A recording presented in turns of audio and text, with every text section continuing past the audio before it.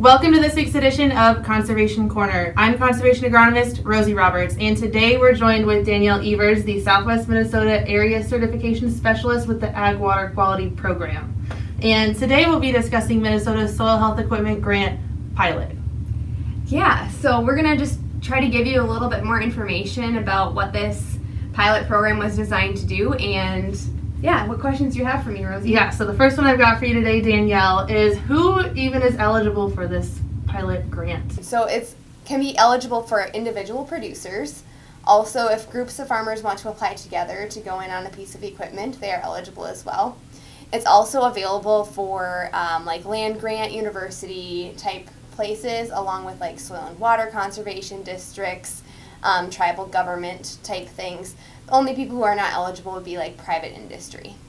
Thank you for that info, Danielle. The next question I have for you is what can this grant be used for? Yeah, so this grant can be used for purchasing new or used equipment or retrofitting existing equipment to make it more useful for soil health purposes.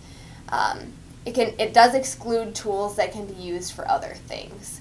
But some examples could be equipment to seed cover crops, no-till drills, strip till, low disturbance manure application, cover crop interseeders. So we can do anything that's really for a soil health purpose. Great answer to that one, Danielle. The next question I have for you is what is the maximum amount someone can apply for in this pilot grant?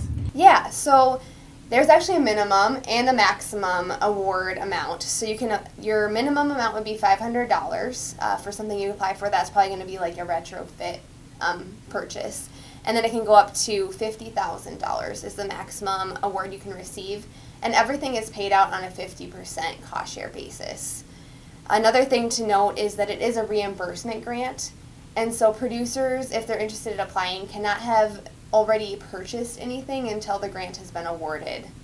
That is great to know, Danielle. The next question I have is what is the timeline for this? When are applications due?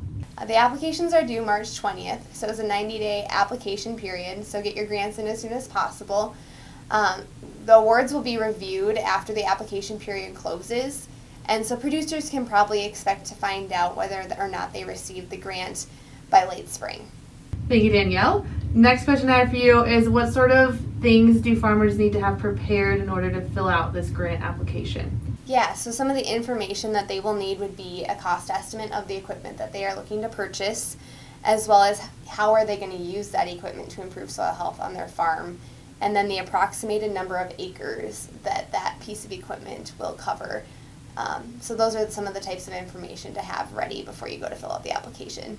Thank you, Danielle. The last question I have for you today is what are the next steps for anyone interested in pursuing this grant? So there is a website on the Minnesota Department of Agriculture's grant site that people can go to. Link is going to be on your screen. And they can read that through. There's a link to the application there. And if they have more questions, they can contact Jessica Jerzak at the state office, and she's the head of the grant.